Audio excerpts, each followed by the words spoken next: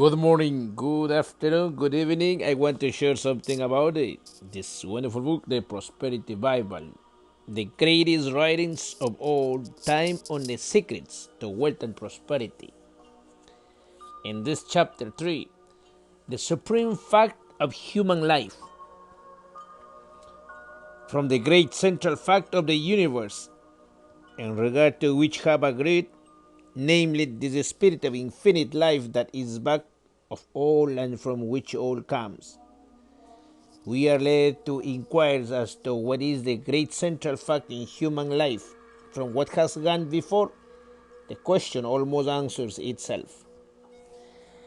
The great central fact in human life, in your life and in mine, is the coming into a conscious, vital realization of our oneness with its infinite life and the opening of ourselves fully to this divine flow.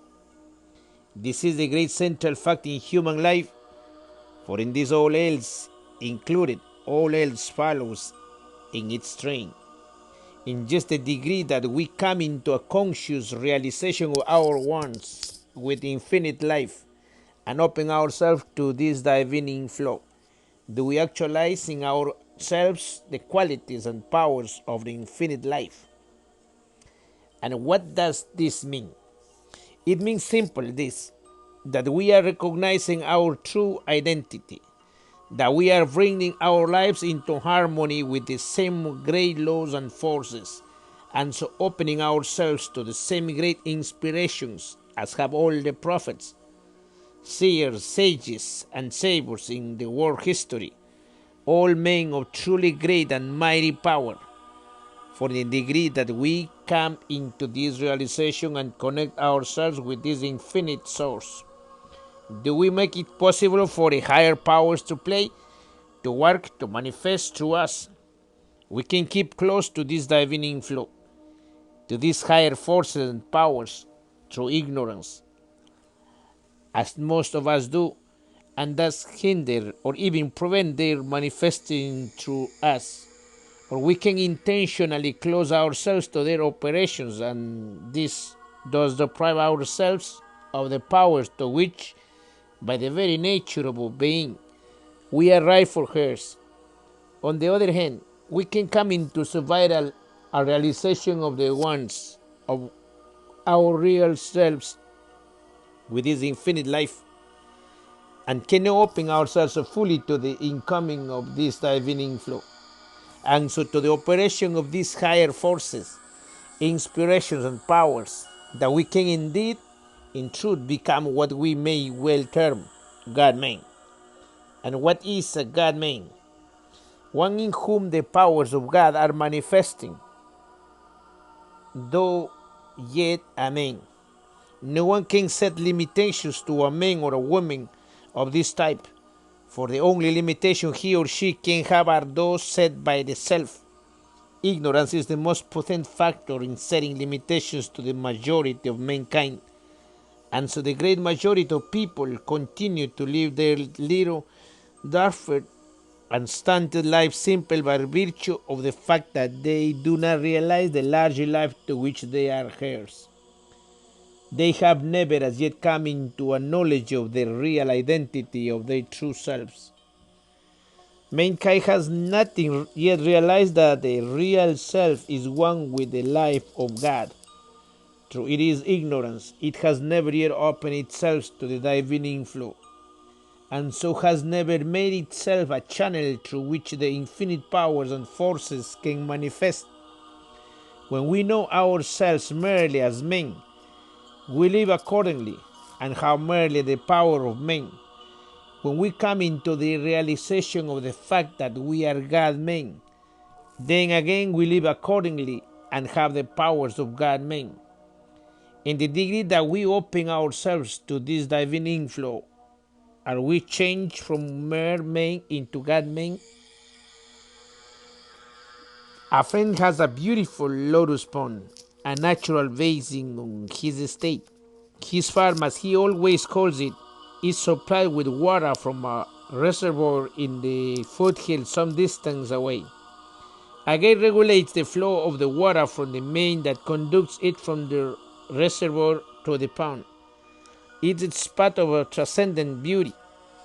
There, through the days of the perfect summer weather, the lotus flowers lie full blown upon the surface of the clear, transparent water. The June roses and other wildflowers are continually blooming upon its banks. The birds come here to drink and to bathe, and from early until late one can hear the melody of their song.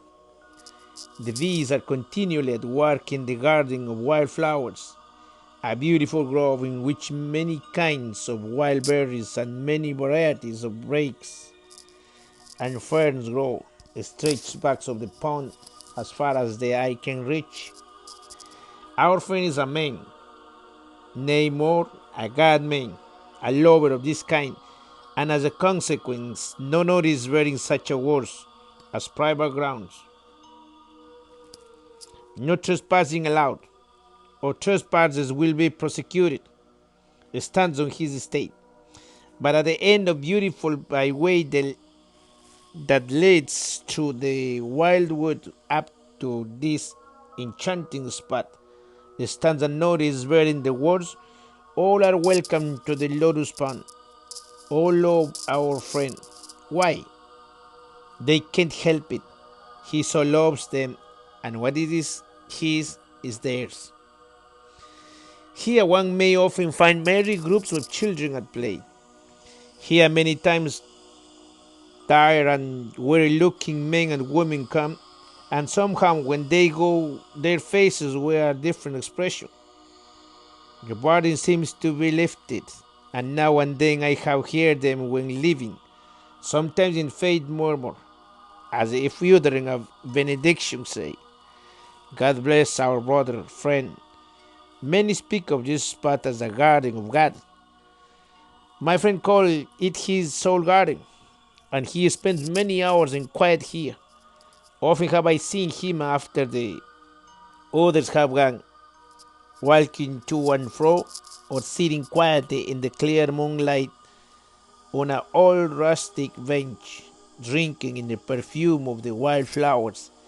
He is a man of beautiful, simple nature. He says that here the real things of life come to him, and that they are his greatest and most successful plans, many times as by a flash of inspiration, suggest themselves to him. Everything in the immediate vicinity seems to breathe a spirit of kindness, comfort, goodwill, and good cheer. The very cattle and sheep, as they come to the old stone fence at the edge of the grove and look across this beautiful spot, indeed to get the same enjoyment that the people are getting. They seem almost to smile in realization of their contentment and enjoyment, or perhaps it seems so to the looker on, because he can scarcely help smiling as he sees the manifested evidence of their contentment and pleasure. The gate of the pond is always open wide enough to admit a supply of water so abundant that it can continually overflow a quality sufficient to feed a stream that runs through the fields below, giving the pure mountain water in drink to the cattle and flocks that are grazing there. The stream then flows on through the neighbors' fields. Not long ago our friend was absent for a year. He rented his estate during his absence to a man who, as his word goes, was of a very practical turn of mind. He had no time for anything that did not bring him direct practical returns. The gate connecting the reservoir with the lotus pond was shut down, and no longer had the crystal mountain water the opportunity to feed and overflow it. The notice of our friend, "All are welcome to the lotus pond," was removed, and no longer were the gay companies of children and of men and women singing at the pond. A great change came over everything. On account of the lack of the life-giving water, the flowers in the pond wilted, and the long seams that stretched upon the mud in the bottom. The fish that formerly swam in its clear water soon died and gave an offensive odor to all who came near. The flowers no longer bloomed on its banks. The birds no longer came to drink and to bathe. No longer was here the home of the bees. And more, the stream that ran through the fields below dried up, so that the cattle and the flocks no longer got their supplies of clear mountain water. The difference between the spot now and the lotus pond when our friend gave it his careful attention was caused, as we readily see, by the shutting on the gate to the pond, thus preventing the water from the reservoir in the hills which was the source of its life from entering it. And when this, the source of its life, was shut up, not only was the appearance of the lotus pond entirely changed, but the surrounding fields were deprived of the stream to whose banks the flocks and cattle came for drink. In this do we not see a complete parallel so far as the human life is concerned? In the degree that we recognize our wants, our connection with the infinite spirit which is the life of all, and in the degree that we open ourselves to this divine inflow, do we come into harmony with the highest, the most powerful, and the most beautiful everywhere? And in the degree that we do this, do we overflow so that all who come in contact with us receive the effects of this realization on our part? This is the lotus pond of our friend, he who is in love with all that is trust and best in the universe, and the degree that we fail to recognize our wants with infinite source, and so close shut ourselves to this divine inflow, do we come into that state where there seems to be with us nothing of good, nothing of beauty, nothing of power? And when this is true, those who come in contact with us receive not good, but harm. This is the spot of the lotus pond while the farm was in the hands of a renter. There is a difference between the lotus pond and your life and mine. It has no power in itself of opening the gate to the inflow of the water from the reservoir which is its source. In regard to this, it is helpless and dependent upon an outside agency.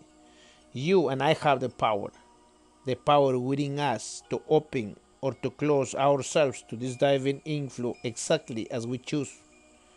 This we have through the power of mind, through the operation of thought. There is a soul life direct from God. This it is that relates us to the infinite. There is then the physical life. This it is that relates us to the material universe about us. The true life connects the one with the other. It is this that plays between the two. Before we proceed further, let us consider very briefly the nature of thought. Thought is not, as is many times supposed, a mere indefinite abstraction or something of a like nature.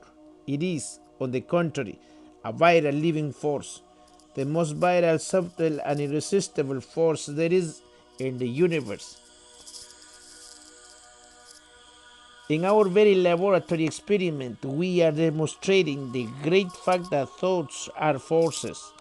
They have form and quality and substance and power, and we are beginning to find that there is what we may term a science of thought.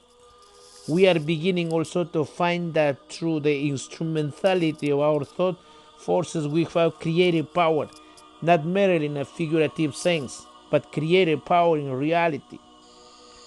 Everything in material universe about us, everything the universe has ever known, had its original first in thought. From this it took its form. Every castle, every statue, every painting, every piece of mechanism, everything had its birth, its origin, first in the mind of the one who formed it before it received its material expression or embodiment. The very universe in which we live is the result of the thought energies of God, the infinite spirit that is back of all. And if it's true, as we have found, that we in our true selves are in sense the same, and its sense are one with the life of this infinite spirit. Do we not then see that in the degree that we came into vital realization of this stupendous fact, we, through the operation of our interior spiritual door forces having like sense creative power, everything exists in the unseen before it's manifested or realized in the seen. And these things, it is true that the unseen things are the real, while the things that are seen are the unreal. The unseen things are cause, the seen things are effect. The unseen things are the eternal, the seen things are the changing, the transient. The power of word is a literal scientific fact. Through the operation of our thought forces, we have created power. The spoken word is nothing more, not less than the outward expression of the workings of these interior forces. The spoken word is then, in a sense, the means whereby the true forces are focused on a direct along any particular line. And this concentration, this giving when direction, is necessary before any outward or material manifestation of their power can become evident. Much is said in regard to building castles in the air, and one who is given to this building is not always looked upon with favor. But castles in the air are always necessary before we can have castles on the ground. Before we can have castles in which to live, the trouble with the one who gives himself to building castles in the air is not that he builds them in the air, but he does not go farther than actualizing life in character, in material form. The castles he does builds, he does a part of the work, a very necessary part, but another equally necessary part remains still undone. There is a connection with the thought forces that we may term the drawing power of mind, and the great law operating here is one with the greatest law of the universe. That like attracts like, we are continually attracting to us from both the seen and the unseen side of life, forces and conditions most akin to those of our own thoughts. This law is continually operating whether we are conscious of it or not. We are all living, so to speak, in a vast ocean of thought, and the very atmosphere around us is continually filled with the thoughts forces that are being continually sent or that are continually going out in the form of thought waves. We are all affected, more or less, by these thought forces, either consciously or unconsciously, and the degree that we are more or less sensitively organized, or in the degree that we are negative and so are open to outside influences rather than positive, thus determining what influences shall enter into our realm of thoughts and hence into our lives. There are those among us who are much more sensitively organized than others. As an organism, their bodies are more final, more sensitively constructed. These, generally speaking, are people who are always more or less affected by the mentalities of those with whom they come in contact or in whose company they are. A friend, the editor of one of our great journals, is so sensitively organized that it is impossible for him to attend a gathering such as reception, talk and shake hands with a number of people during the course of the evening, without taking on a greater or lesser extent their various mental and physical conditions. This affects him to such an extent that he is scarcely himself and in his best condition for work until some 2 or 3 days afterward. Something it unfortunate for one to be sensitively organized, but no means it's a good thing. For one may thus be more open and receptive to the higher impulses of the soul within, and to all higher forces that influence from without. It may, however, be unfortunate and extremely inconvenient to be organized unless one recognizes and gains the power of closing himself of making himself positive to all detrimental or undesirable influences. This power everyone, however sensitive or organized he may be, can acquire. This he can acquire through the mind's action. And moreover, there is no habit of more value to anyone. He sensitively or less sensitively organized, that occasionally taking and holding himself continually in the attitude of mind. I close myself, make myself positive to all things below, and open and receptive to all higher influences, to all things above. By taking this attitude of mind consciousness now then, it soon becomes a habit, and if one is deeply in earnest in regard to it, it puts into operation silent but subtle and powerful influences in effecting the desired results. In this way, all lower and undesirable influence from both the seen and the unseen side of life are closed out, while all higher influences are invited, and in the degrees that they are invited will they enter. And what do we mean by the unseen side of life? First, the thoughts forces, the mental and emotional conditions in the atmosphere about us that are generated by those manifesting on the physical plane through the agency or physical bodies. Second, the same forces generated by those who have dropped the physical body or from whom it has been struck away, and who are now manifesting through the agency of bodies of a different nature. The individual existence of man begins on the sense plane of the physical world, but rises through successive gradation of ethereal and celestial spheres, corresponding with his ever unfolding edifice, life and powers, to a destiny of unspeakable grandeur and glory. Within and above every physical planet is a corresponding ethereal planet or soul world, as within and above every physical organism is a corresponding ethereal organism or soul body, of which the physical is but the external counterpart and materialized expressions.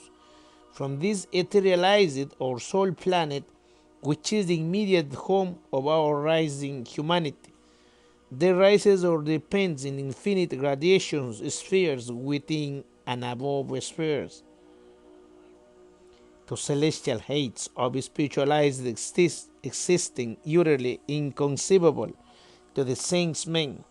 Embodiment, accordingly, it's twofold: the physical being, but the temporary husk, so to speak, in and by which the real and permanent ethereal organism is individualized and perfected, somewhat at the full core when the earth is reached by means of its husk, for which there is no further use. By means of this indestructible ethereal body and the corresponding ethereal spheres of environment, which the social life and relation in the spheres, the individuality and personal life is preserved forever. The fact of life in whatever form means the continuance of life, even though the form be changed. Life is the one eternal principle of the universe and so always continues, even though the form of the agency through which it manifests be changed. In my Father's house are many mansions, and surely because the individual has dropped, has gone out of the physical body, there is no evidence at all that the life does not go right on the same as before, not commencing, for there is no cessation, but commencing in the other form exactly where it has left off here. For all life is a continuous evolution, step by step. There one neither escapes nor jumps. There in the other form, the mentalities and hence lies of all grades and influences, the same as they are in the physical form. If then the great law that like attract like is ever operating, we are continually attracting to us from this side of life influence, and condition most aching to those of our own thoughts and lives. A gruesome thought that we should be so influenced, says one.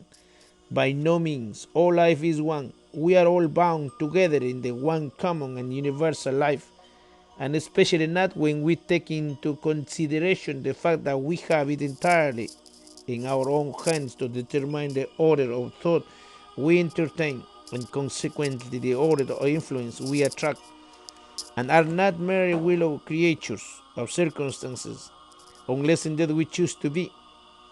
In our mental lives, we can either keep hold of the rudder and determine exactly what courses we take, what points we touch, or we can fail to do this, and failing, we drift and are blown hither and thither by every passing breeze.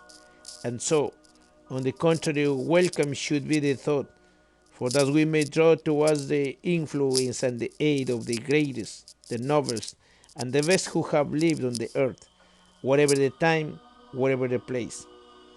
We cannot rationally believe other than that those who have labored in love and with the uplifting power here are still laboring in the same way, and in all probability with more earnest zeal and with still greater power. And Elijah prayed and said, Lord, I pray thee, open his eyes that he may see. And the Lord opened the eyes of the young man, and he saw. And behold, the mountain was full of horses and chariots of fire round about Elijah. While riding with a friend a few days ago, we are speaking of the great interested people are everywhere taking in the more vital things of life, the eagerness with which they are reaching out for a knowledge of the interior forces, the ever increasing desire to know themselves and to know their true relations with the infinite. And in speaking in the great spiritual awakening that is so rapidly coming all over the world, the beginnings of which we are so clearly seeing during the closing years of this, and whose ever is increasing proportion we are to witness during the early years of the coming century. I said, how beautiful in Emerson, the illumined one so far in advance in his time, who labored so faithfully and so fiercely to bring about these very conditions. How beautiful if he were with us today to witness it all. How he would rejoice. How do we know? Was the reply that he is not witnessing it all, and more that is not having a hand in all, a hand even greater perhaps than when we saw him here? Thank you, my friend, for this reminder. And truly, are they not all ministering spirits sent for the minister to those who shall be heirs to salvation? As science is so abundantly demonstrating today, the things that we see are but a very small fraction of the things that are. The real vital force at work in our own lives in the world about us are not seen by the ordinary physical eye. Yet they are the causes on which all things we see are merely the effects. My thoughts are forces, like build likes and like attract likes. For one to govern this thinking, then, is to determine his life. Says one of deep insight in the nature of things. The law of correspondence between spiritual and material things is wonderful, exact in its workings. People ruled by the mood of gloom attract to them gloomy things. People always discouraged and despondent to not succeed in anything and live only but bothering someone else. The hopefully confident and cheerful attract the elements of success. A man's front or backyard will advertise that man's ruling mood in the way it's kept. A woman at home shows her state of mind in her dress. Slang advertises the ruling mood of hopelessness, carelessness, and lack of system. Rugs, tatters, and dirt are always in the mind before being on the body. The thought that is most put on our brings its corresponding visible element to crystallize about you as surely and literally as the visible bit of copper in solution attracts it to invisible copper in that solution. A mind always hopeful, confident, courageous, and determined on its set purpose and keeping itself to that purpose. attracts to itself out of the elements things and powers favorable to that purpose. Every thought of yours has a literal value to you in every possible way. The strength of your body, the strength of your mind, your success in business, and the pleasure your company brings others depends on the nature of your thoughts. In whatever mood you set your mind does, your spirit receive unseen a substance in correspondence with that mood. It's as much a chemical law and a spiritual law.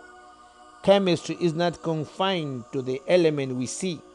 The elements we do not see with the physical eye outnumber 10,000 times those we do see. The Christ injunction, do good to those who hate you, is based on a scientific fact and a natural law. So to do good is to bring to yourself all the elements in nature of power and good. To do evil is to bring the contrary destructive elements. When our eyes are opened, self-preservation will make us stop all evil thoughts. Those who live by hate will die by hate. That's those who live by the sword will die by the sword. Every evil thought is a sword drawn on the person to whom it's directed. If a sword is drawn in return, so much the worse for both.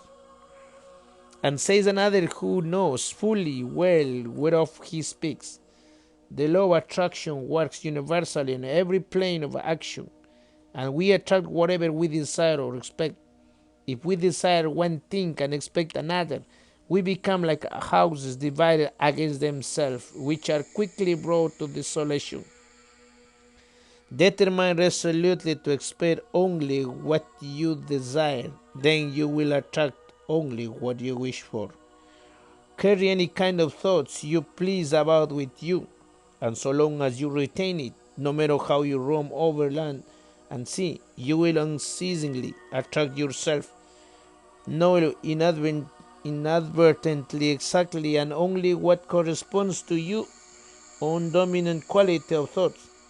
Thoughts are our private property, and we can regulate them to suit our taste entirely by steadily recognizing our ability so to do so. We have just spoken of the drawing power of mind. Fate is nothing more nor less than the operation of the thought forces in the form of an earnest desire, coupled with expectation as to its fulfillment. And in the degree that fate, the earnest desire that sent out, as continually held to and watered by firm expectation, in just a degree does it either draw it to itself or does it change from the unseen into the visible, from the spiritual into the material, that for which it is sent. Let the element of doubt or fear entering, and what would otherwise be a tremendous force will be so neutralized that it will fail or its realization.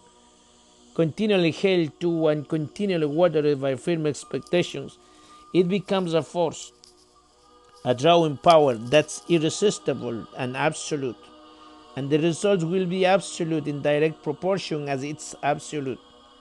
We shall find, as we are so rapidly beginning to find today, that the great things said in regard to faith, the great promises made in connection with it, are not mere vague and timeless, but are all great scientific facts, and rest upon great immutable laws.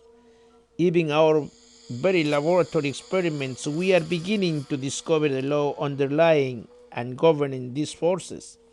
We are now beginning, some at least, to use them, understandingly and not blindly, as has so often and so long been the case. Much is said today in regard to the will.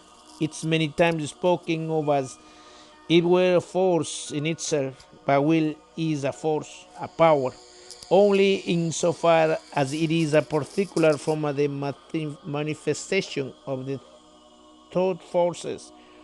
For it is by what we call the will that thought is focused and given particular direction, and in the degree that thought is thus focused and given direction, is it effective in the work it is sent out to accomplish. In a sense, there are two kinds of will. the human and the divine. The human will is the will of what, for convenience sake, we may term the lower self. It is the will that finds its life merely in the realm of the mental and physical, the sense will. It is the will of the one who is not yet awake to the fact that there is a life that far transcends the life of merely the intellect and the physical sense, and which, when realized and lived, does not do away with our minified deeds, but which, on the contrary, brings them to their highest perfection and to their powers of keenest enjoyment. The divine will is the will of the higher self, the will of the one who recognizes his wants with the divine, and who consequently brings his will to work in harmony, in conjunction with the divine will. The Lord thy God in the midst of thee is mighty. The human will has its limitations, so far and no farther, says the law. The divine will has no limitations, it's supreme. All things are open and subject to you, says the law.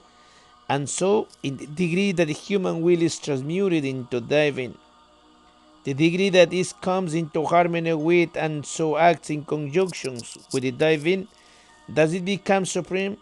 Then it is that thou shalt decree a thing that it shall be established unto thee. The great secret of life and power then is to make it to keep one's conscious connection with its infinite source.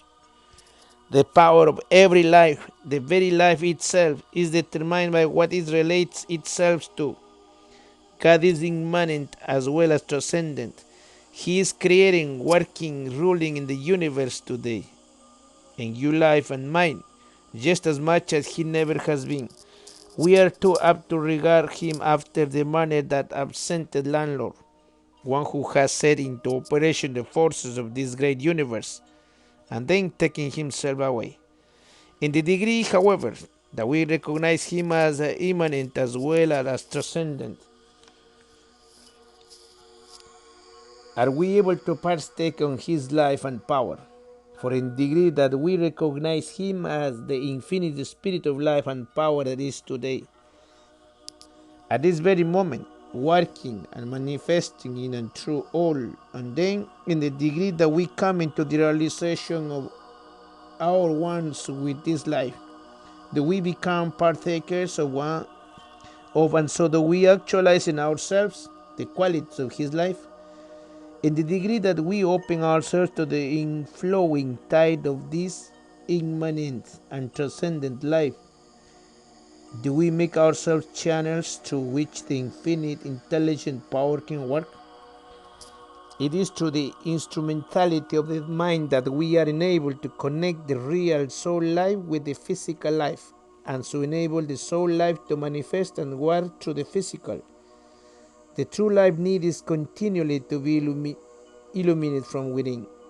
This illumination can come in just a degree that through the agency of the mind we recognize our wants with the divine, of which each soul is an individual form of expression. This gives us the inner guiding which we call intuition. Intuition is to the spiritual nature and understanding practically what sense perception is to the sensuous nature and understanding.